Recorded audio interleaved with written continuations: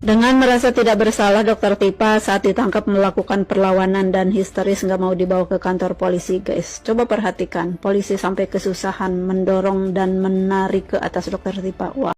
Assalamualaikum warahmatullahi wabarakatuh. Apa kabarnya teman-teman? Balik lagi di Assalamualaikum warahmatullahi wabarakatuh. Balik lagi teman-teman di channel kajian online. Ternyata dokter abal-abal Tifa Fauziah ternyata sudah ditahan. Ya, ini saya melewatkan informasi sepenting ini. Ternyata ya Tifa, teman-teman, sudah digiring masuk ke sel kandang penjaranya. Nah, ini menarik. Saat ada juga pengacara Egy Sujana yang mengatakan bahwa setelah melihat ijazah Pak Jokowi, dirinya yakin ijazah itu asli. Bahkan meminta kepada Roy Suryo untuk tidak lagi mencatut nama Egy Sujana ketika ngomong, Roy CS jangan libatkan klien saya yaitu Egy Sujana. Nah, apa ini sebuah tanda-tanda bahwa teroris Roy CS komplotannya sudah mulai pecah? Nah, kalau misalnya memang pecah ya alhamdulillah, itu salah satu berita baik. Kalau misalnya Egy Sujana sudah sadar dengan kesalahannya dan ya mau menerima semua konsekuensinya, ya kita bakal maafkan walaupun misalnya ya hukuman bakal tetap berlanjut. Ya mudah-mudahan tidak terlalu berat kalau misalnya sudah insyaf. Nah, yang menarik di sini Tifa juga sempat melawan teman-teman ketika hendak diamankan. Ini kan tidak boleh lah, kalau misalnya sudah ada surat penahanan harus kooperatif, betul nggak? Nah, kalau misalnya Rismon dan juga Roy juga melawan, alhasil ya harus dikandangin secara paksa. Nah, teman-teman, hari ini kita bakal tengok dulu informasi yang menyebut bahwa Tifa itu sudah dikandangin. Salah satunya kita dapat dari Blacker Majenang, nih Mas Blacker yang mengatakan bahwa Tifa itu sudah ditangkap. Nah, saya juga kaget. Wah, kapan ditangkapnya nih? Nah, tanpa panjang lebar, teman-teman, mending kita langsung simak informasi selengkapnya. Scroll yang namanya TikTok ya guys ya.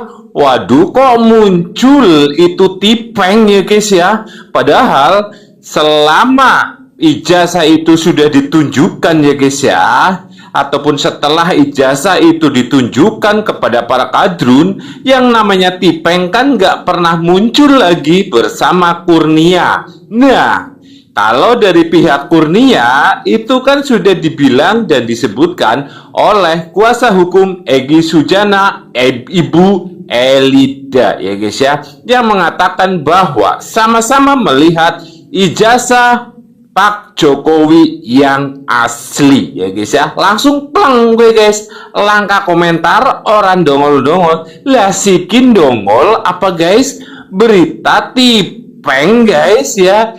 Cempuluknya wis diborgol guys. Aduh yakin rek temenan yakin ya, alhamdulillah ya guys. Tapi di fotonya sih tipeng ya guys ya. Dan narasumbernya pun sama ya guys ya, menyebut Tifa, bahkan sampai nangis-nangis saat dimasukkan ke dalam mobil menuju ke Hotel Prodeo ya guys. Ini yakin ya, kalau iya beneran alhamdulillah ya guys. Dan juga ada kabar dari si Panji ya guys ya, yang sekarang selalu terus-menerus tidak percaya ijazah itu fotonya Pak Jokowi. Dan lagi menyebut katanya Pak Jokowi jahat. Loh, kalau ini guys ya, biar mudah saja ya. Nek misal Pak Jokowi duwe keinginan, punya niatan ya guys ya, ingin memalsukan, kenapa ya guys ya memakai foto itu bukan foto yang sekarang? Itu pakai akal logika ya guys. Oh ala Panji umur itu bisa merubah semuanya ya guys ya. Ya wong jenengan iki kadrun ya guys. Nah, ada berita luar biasa dari Pak Jokowi ya guys ya. Ternyata Pak Jokowi sekali lagi ya guys ya, membuat kita dan saya kecewa guys. Kecewanya kenapa? Karena Pak Jokowi akan memaafkan semuanya. Kita lihat, dengar sendiri ya guys ya. Pak Jokowi akan memaafkan selain 3 orang itu, ya otomatis teroris. Siki guys katanya mau memaafkan semuanya. Duh, jan genyong mana ora terima gie. Tapi ya guys ya, yang membuat saya bangga lagi ya guys ya, ada ucapan, tapi hukum terus berlanjut. Waduh. Ki mantap kie, jadi orang nyong sikit dari orang kecewa maning kie. Mantap Pak Jokowi, mantap ini ya guys ya. Karena apa? Nggih monggo. Masalah maaf memaafkan itu kan hak pribadi seseorang ya guys ya. Kita tahu sendiri Pak Jokowi kan atine ya guys ya. Atine guys kayak malaikat ya guys ya, pemaaf dan orang paling sabar. Tapi berbeda dengan hukum. Hukum tidak kenal yang namanya maaf ya guys. Dan ini kocak ya guys ya. Panji bisa diketawai satu gedung itu ya guys. Gara-gara apa? Iya, gara-gara tidak terima disebut maling Panji. Oke, tanpa panjang lebar, yuk kita simak dulu videonya. Drama Tifa dari lantang jadi lembek. Lucu banget. Dulu kalau bicara, suaranya kayak toa masjid pas sahur, keras, nyaring, dan sok paling benar. Tapi begitu polisi nyebut kata tersangka, langsung berubah jadi kalimat religius. Saya berserah diri kepada Allah. Waduh, cepat banget konversinya dari aktivis galak jadi ustazah lembut penuh hikmah. Padahal kalau dulu yang diserang habis-habisan itu bukan orang sembarangan, presiden negara, Bung. Tifa ini contohnya klasik dari fenomena keyboard warrior yang kaget ketabrak realita.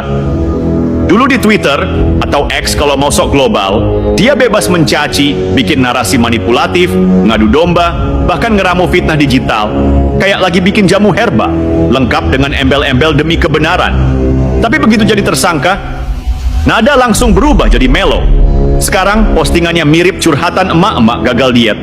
Penuh pasrah, tapi tetap ingin dibilang berjuang. Kita bacain lagi tweetnya, biar makin terasa absurdnya. Saya akan menghadapi semua ini dengan tegar dan kepala tegak. Kami sadar akan berhadapan dengan kekuatan yang meletakkan keadilan di bawah telapak kaki mereka. Coba deh. Dari kalimat ini aja sudah kelihatan gaya klasik orang yang suka main drama heroik. Mengaku korban, padahal dia sendiri yang nyenggol. Ini penyakit lama, kalau belum tersentuh hukum, mereka nyerang seenaknya. Begitu kena pasal, langsung main narasi, ditindas kekuasaan. Padahal yang menindas siapa? Diri sendiri, karena nggak bisa bedain antara kritik dan fitnah. Pasrah atau takut? Beda tipis, tapi jauh nilainya. Nah ini menarik, pasrah atau takut? Kalimatnya, saya tegar dan kepala tegak. Tapi maaf ya, kalau tegar beneran, ngapain juga tiba-tiba bawa-bawa? Kekuatan yang menindas segala, itu bukan tegar, itu nyari alasan. Tifa ini kelihatan lebih takut kehilangan panggung daripada takut hukum. Sebelum jadi tersangka, setiap kali buka timeline, pasti ada 1-2 kicauan Tifa yang kayak racun manis, kalimatnya dibungkus intelektual, tapi isinya nyinyir dan menusuk Jokowi secara pribadi. Tapi sekarang, setelah statusnya naik level jadi tersangka kasus fitnah digital, nada suaranya mendadak lembut. Kayak air wudhu yang pura-pura menenangkan, padahal masih panas di dalam. Bahkan sempat ada bagian tweetnya yang berbunyi begini. Dalam hati kami masih percaya kepada Presiden Prabowo untuk menegakkan keadilan. Wah, ini lucu banget. Dulu Jokowi diserang habis-habisan, sekarang tiba-tiba berharap Prabowo menegakkan keadilan untuk dirinya. Jadi maksudnya, ketika yang diserang itu Jokowi, dianggap sah atas nama kebenaran. Tapi ketika dirinya tersentuh hukum, langsung panggil nama presiden dan Tuhan buat pembelaan. Ini namanya aktivis musiman, bukan pejuang kebenaran. Rujak cingur dan drama murahan. Bagian paling absurd dari seluruh pernyataan Tifa adalah soal rujak cingur di Rawabening. Bayangin, lagi makan rujak, tiba-tiba breaking news keluar. Tifa dan Roy Suryo ditetapkan jadi tersangka. Terus dia nulis, rujak cingur tetap habis dimakan. Lah iya, emangnya mau diapain? Dibuang, kayak mau bilang, lihatlah ketegaranku, bahkan saat jadi tersangka pun aku masih bisa menikmati rujak. Padahal itu bukan tegar, Bu. Itu cuma pencitraan heroik dengan bumbu kearifan lokal. Lalu lanjutannya makin absurd. Kami beranjak ke sebuah kafe di tengah hutan yang tenang di Sinere area untuk menulis buku kedua kami, Gibran's Black Paper. Nah, di sini sudah mulai berbau parodi. Katanya di tengah hutan yang tenang, padahal lebih cocok disebut tempat ngumpet sambil mikir alibi. Kalau benar-benar yakin dengan kebenaran, kenapa nggak nongol di publik dengan bukti kuat, data valid, dan penjelasan logis? Kenapa malah sibuk bikin trilogi buku yang isinya pasti nggak jauh-jauh dari narasi dendam pribadi? Trilogi ilusi, dari white ke black lalu dark. Karya-karya yang Tifa sebut trilogi ilmiah, Jokowi's White Paper, Gibran's Black Paper, dan Jokowi's Dark File, kedengarannya gagah. Tapi jujur aja, lebih mirip fan fiction politik ketimbang penelitian. Kalimatnya penuh istilah ilmiah, tapi kontennya fitnah, asumsi, dan bumbu dramatis ala sinetron prime time.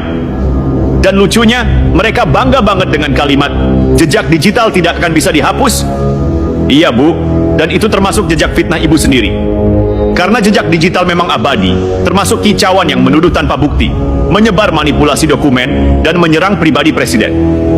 Ironinya, orang-orang seperti Tifa selalu menganggap diri mereka korban sistem. Padahal yang mereka lawan bukan sistem, tapi realita hukum.